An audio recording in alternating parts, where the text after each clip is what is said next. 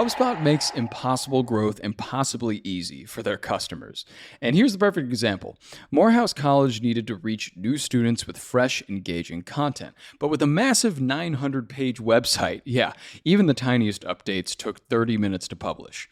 Breeze, HubSpot's collection of AI tools, helped them write and optimize their content in a fraction of the time. The results?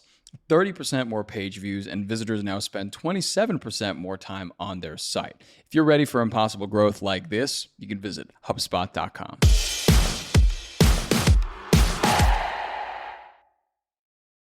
Good morning, everybody. Today's Monday, July 14th. I'm John Weigell with Juliet, Bennett, and this, you know it, is the Hustle Daily Show.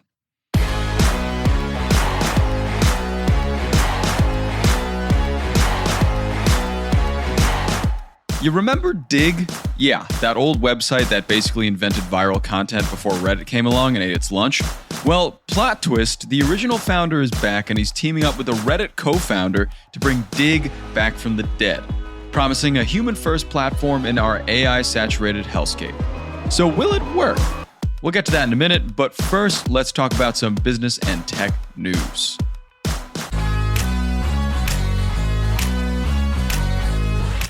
First up here, mall stalwart Claire's, which claims over 100 million ears pierced since 1978, is reportedly considering a bankruptcy filing and also exploring sale options as the chain faces down debt, sluggish demand, and increased import costs, of course. It wouldn't be Claire's first bankruptcy, though. They Chapter 11'd in 2018 and then recovered enough that they IPO'd 3 years later, so don't rule out another comeback, everybody. Next up here, Apple is apparently all in on Formula One. Not only did it score at the box office with F1, but is reportedly on track to win rights to stream the 2026 races in the US.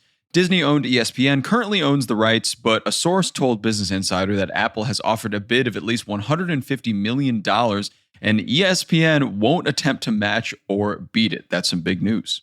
Over to some transportation news. A micromobility spinoff of Rivian is expected to sell smaller EV vehicles from e-bikes to microcars. It's called Also, and it picked up $200 million in funding at a $1 billion valuation. More e-bikes on the roads. Got to be excited for that. And then from the ground, we go up to space. Firefly Aerospace, which is a U.S. startup that makes launch vehicles and spacecrafts, is eyeing an IPO this year. Though it operated at a net loss of over $231 million in 2024, it has partnerships with Northrop Grumman and Lockheed Martin and claims $1.1 billion of backlogged orders per TechCrunch. And finally here, Bad Bunny is expected to generate $200 million in economic impact during his 30-day residency in his home country of Puerto Rico via Discover Puerto Rico. And that's just the tip of the iceberg, if not more, when factoring in fans who book their own lodging. Some 600,000 visitors, which is about double what the country typically sees this time of year, are expected to attend. That's the Bad Bunny effect.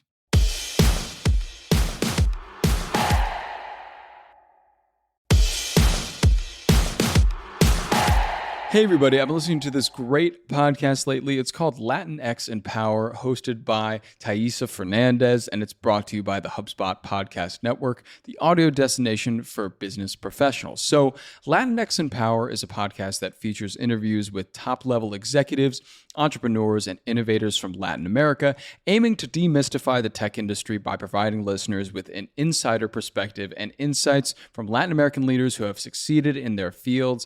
A lot of great episodes on this one. My personal favorite recently was an episode with Isabel Alvarez, who is a graphic designer that designs cookbooks. She has 15 years of experience blending editorial design, branding, and experiential design. She really views design as a catalyst for meaningful social change, so I think this is a great episode to get you going with this show. You can listen to Latinx in Power wherever you get your podcasts. Okay, so today we're talking about the platform Digg that is being resurrected from the dead. And Juliet, I'm going to need a lot of help with this one because I, before today, have actually never even heard of Digg. So can you just tell me about what it was and what it's going to be again, perhaps? Oh, yes. I was using Digg until very recently, actually. I didn't use it in its heyday, but I was using it recently to find interesting articles and videos. It was just kind of an internet aggregator. So cool articles, videos, viral content, all sorts of stuff. Similar in a way to BuzzFeed, but just more links, I would say. I see. More reasons to leave the website, more things to look at.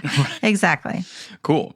So now it seems like Digg is being resurrected. And who's resurrecting it and why are they doing it? So this project is currently being helmed by Kevin Rose, who's one of the original founders of Digg, and Alexis Ohanian, who is the co-founder of Reddit. But he's no longer with Reddit. He left the board in 2020. So those two are partnering on this. Okay, wow. Seems like quite the pairing, especially one of the co-founders of Reddit. This Digg platform, at least from what you've explained to me, seems like kind of a Reddit-esque sort of platform, just mixed with more news. It is and Reddit-esque. Yes. So it sounds like a natural kind of extension. So I guess why are they resurrecting Digg? Was it a very successful platform at the time and they're hoping to capture some of that success again?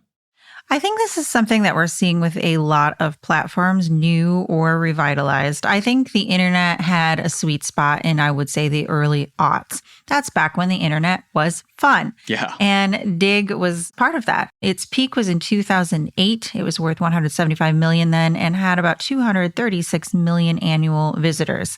And these were people who would come and, look at these cool links and sort of have a community around sharing, akin to Reddit, akin to Tumblr, akin to any of these platforms that we discuss. In 2010, Digg had this very big redesign and it didn't go over well. It was super buggy. People didn't like it. And so they started flocking to other platforms. At the time, that would have been Facebook and Reddit. There's been a lot of changes in ownership, but now we've got this new Digg. And this is kind of interesting how they're doing it. So because I was actually using Digg regularly, I did get an alert about that there would be a new one. Oh. So it went down and it redirected me to this new platform called Groundbreakers. I guess not a platform, but more of an early access community on another platform. And if you donated $5, which eventually will go to a nonprofit, it's not for Digg, you could get a front row seat to what it is that they were doing and then secure your username. I never paid the $5. I never got around to it. But I was curious about it. I signed up to get alerts about the new Digg. Cool. That's as far as I went. Okay. So now, that early access community is closed and they're getting ready to launch this new website. We learned a couple of things from the Wall Street Journal's Future of Everything conference where they were speaking. 2 important notes, I think. 1, not opposed to using AI for moderation or some tasks, but they really want the content that is on the site to be created by human beings. That is important because I think that's why the internet isn't fun anymore. When we talk about fun internet, it was a lot of people. It wasn't a lot of bots. Their AI was like a sci-fi thing. We didn't really think about it too much. The ads were less obtrusive. There were ads, yes, but they did not track you all over the internet and pop up 6, 7, 8 times while you're trying to read one comment. 100%. 100%. And we're seeing, all these big platforms like Meta and TikTok allowing AI-generated creators to create on their website. And especially on like Instagram, I've noticed a big AI influx. It may come with a label now that they have AI generated, but it is still there nonetheless and filling the platform. And of course, all the bot comments, the insatiable amount of bot comments.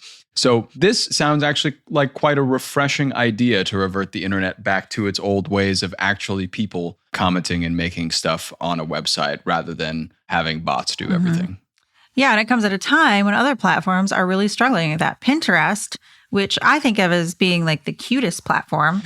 People, in my experience, I'm not seeing a lot of like rage wars or like... Sure. No, I'm not seeing like, any battles over a Pinterest board or anything like that. At least not personally. Maybe there are, but But the problem is that you have people who are using AI to generate things for mood boards. And so when somebody is like, oh, hey, like I'm planning a wedding and I really like this. Where'd you get it? Oh, you didn't get it because it's fake. AI generated it. None of this is useful to me. Pinterest sucks now. That's what's happening over at Pinterest. Yeah. The second point about the new Digg is that they want to come up with some way to allow both moderators and creators to monetize their contributions.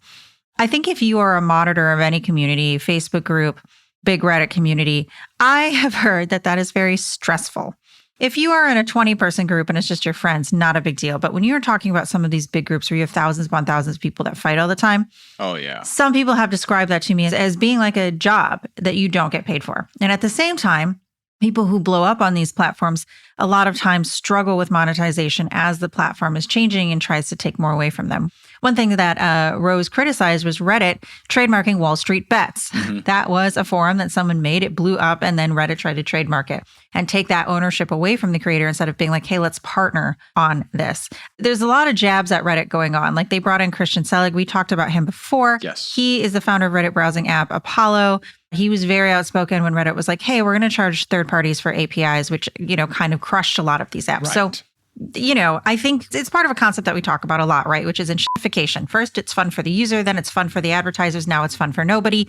Got to IPO, got to make money, got to show the shareholders value. Well, now your platform sucks and nobody likes it. Now you're losing all your users. Now you have no value. Like this is the death spiral that we're seeing a lot of these platforms be in. We saw it with Tumblr, which is also mounting a comeback. Now we're seeing it with Digg. Yeah, it's the common way of things. And you mentioned Tumblr. Yeah, that's kind of also in this vein of platforms that are making a big comeback, trying to be more authentic, I guess, to attract younger generations and kind of blow away this hyper technology, hyper AI usage base that we're seeing a lot of Instagrams and TikToks gravitate towards. So that's exciting. But I always shudder to think if these will work because it'll likely take a lot to pry people away from the apps that they use daily. It's not exactly like Tumblr in 2007 where everybody was on a laptop on the internet and everyone was able to go and come as they pleased. Now we all have these apps downloaded on our phones and they're what we're seeing every day and we're getting notifications from them. Right. And we're kind of in a death spiral there. So good luck to them, maybe is what I'm trying to say. And I hope it does work, but breaking in nowadays is a little tougher than it used to be. Right. And one thing that I have personally noticed is I used to love Twitter. Oh, yeah. Twitter was my favorite one for a long time. I thought it was a great place to find breaking news and people were funny on it and you can follow all these niche interests. And I used to enjoy browsing it every day while on the bus or the train. I always learned something. And now it's mostly bots and it sucks. And every time I log into Twitter, it's like all the people that I like talking to or learning things from, for the most part, are gone. And all that's left are bots that want to tell me about crypto or ask me if I want to see their nudes, which I do not. So the alternative right now is Blue Sky. That's where everybody's gone, right? Yes. Except it's not really, because whereas I had like a lot of followers and people that I followed on Twitter and a big community where every time I posted something, I was guaranteed to have a conversation with someone, Blue Sky is very crickets for me and it just hasn't picked up. So I feel like it's a liminal space of platforms where the old ones, not fun. New ones, not quite there yet. And I would love to see a platform that is able to do it, but I also think it's going to be very hard because how are you profitable when you've got the big ones like Facebook making a lot more money than you're going to make off selling data and having these obtrusive ads and doing these things that people don't like? It's very tricky, but I would love to see someone succeed. Yeah, it is definitely an uphill battle, but hopefully Digg can make a dent or a hole in the social landscape as we see it.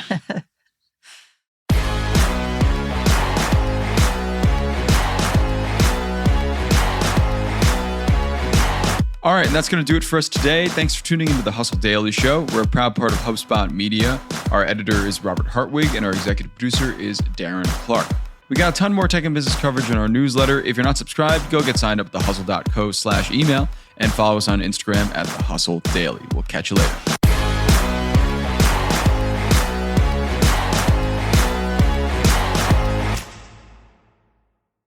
Okay, look, side hustles fail when they consume all of your time. I mean, every single bit of it. The pros, though, work smarter with AI doing all the heavy lifting.